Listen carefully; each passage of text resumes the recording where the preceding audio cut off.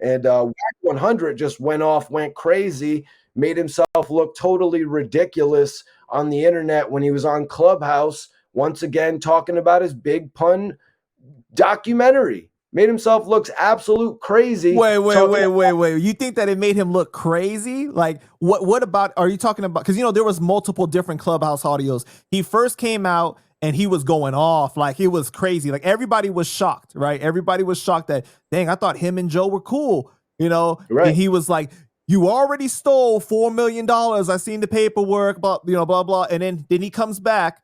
He's at Rolling Loud. He kind of backpedals.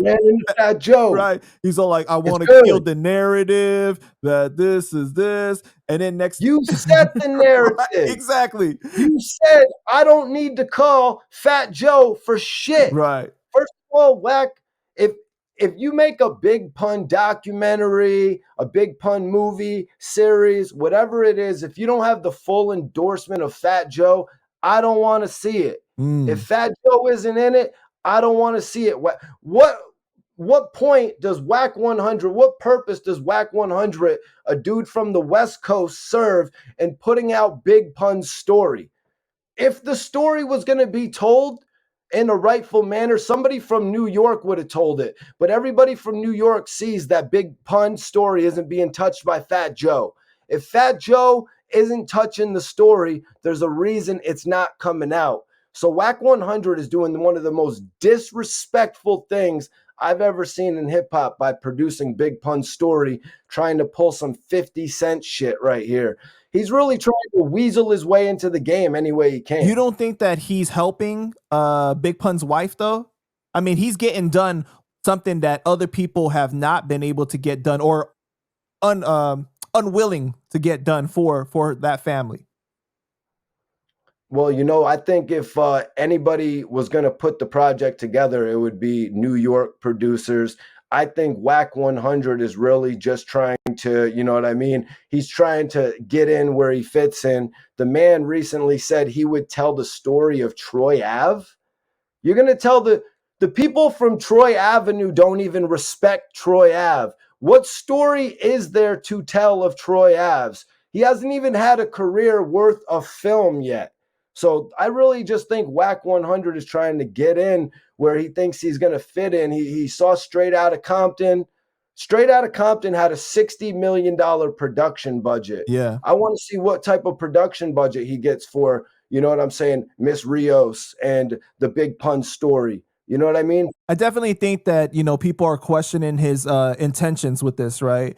But regardless of his intentions, I do feel like it is going to help the family out because what they have said is that Fat Joe has blocked the actual project from coming out for years, and I'm pretty sure it's because it's not going to paint him in a very good light. But I do agree with you that in order for the story to be told the right way, all parties that were there need to be involved. Like Cuban Link needs to be involved too, because he was there with Pun on the street all the time when he's going to shows.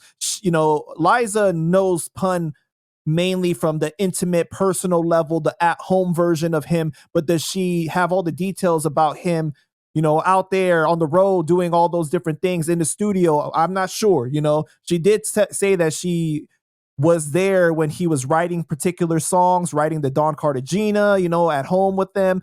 But yeah, there's a lot of different elements. And of course, Joe needs to be a part of it. But Joe's whole thing is like, I'm not going to help you do that. He said before on Drink Champs, he said, I'll be a part of it for free if you come out and apologize and say that I never stole from you, which is not going to happen. There's no way that's going to happen. But of course, everyone's wondering, like, how is that story going to be told? Yeah, man. And I don't know. I just don't believe that Fat Joe has blocked any attempt for a Big Pun story to be made. We got to look at the facts. You know what I mean? After Straight Outta Compton, we still haven't even seen a follow-up, even though that film was massively successful. We've seen movies from the Notorious B.I.G. We saw Tupac's movie. We saw Eminem's movie. Eminem's movie and 50 Cent's movie, they got made based on how popular both of those acts were at the current time. Pac and Biggie's films, they got made based on their legendary status. Right. Straight Outta Compton, that movie showed if you really put a production budget behind a hip hop film, it could get its just due. But I just don't think we are there at this point in time for the Big Pun and the Fat Joe story. They may be rushing this. You know what I mean? I wouldn't put it past Wack 100 to rush this for a cheap ass bag. I mean, it's like, okay, so what? You're going to make 300,000 on the back end? Let's worry about the project in full. Let's make sure the movie gets told in the proper way, or else we're going to have some Michelle, you know what I'm saying? Surviving Compton. The Surviving Yeah, Compton, what she did. We're gonna have some Lifetime style shit here, and that's not what Big Pun. I understand they want the bag. Suge Knight done sold the rights to all of his shit 6, 7 times. He sold it as a movie, a documentary, a series, a biography.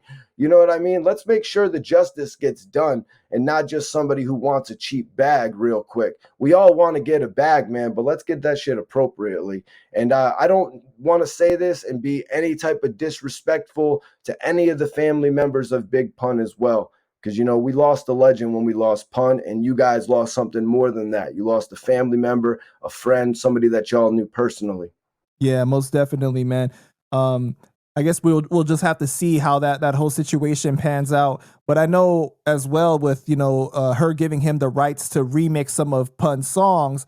Some people definitely feel some type of way about that because of the regional differences. Is his West Coast influence going to influence the sound of the music? You would think that somebody from New York would be producing that situation, right? Wack has said that it's going to be Latin artists that he's putting on the songs with the Pun.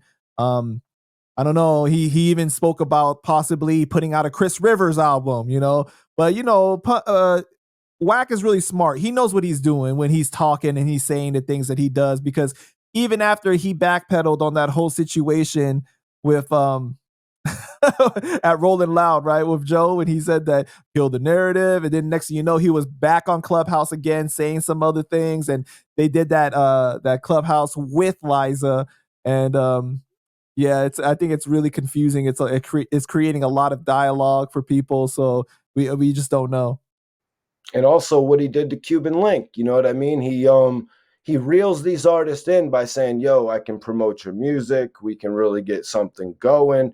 And yeah, if something gets going, Wack 100 is all about it, but he doesn't really want to give the wheels a spin. He doesn't want to grease the wheels when it comes to somebody like Cuban Link, when it comes to somebody like Cadillac Ta, although he's going to, string along this narrative for them that he can help them become successful. When push comes to shove, he's really nowhere to be found. Like Cuban Link had told me about Wack 100 wanting to hear his music, wanting to help him with his music, all that type of shit. You know what I mean? But I can see Wack 100 trying to get in the good graces of Cuban Link at this point. You know what I mean? To be one of the producers on the series for the Big Pun show. That could be one of the positives. I'm not sure. I think they had started to mend their beef. From what I hear, Wack 100 is on a apology tour right now to make amends with everyone from New York. Yeah, from what Cuban told me when I interviewed him, it was pretty crazy. He said that he had called him on FaceTime. He showed that Liza was there in the offices and everything, and he was telling him like, "Yo, it's your time. You about to be the man now. Like you're gonna be a part of this project, or he's from Cuban. Cuban said that Wack said you're better than crack. You're better than Fat Joe. Okay, which that's kind of crazy if he has a relationship with Joe, but I don't know. It wouldn't be the first time where Wack said something like how he reeled Cuban in. Next thing you know, he was saying like, "Yo, you was asking for protection on the West Coast and everything," but he's hitting him behind the scenes saying this is just entertainment and everything. Don't take it too serious, but you're still making him look bad. So I don't know how it's benefiting him necessarily. Yeah, Wack 100 also told Cadillac Ta that he was better than Ja Rule. Man, I'm just messing around.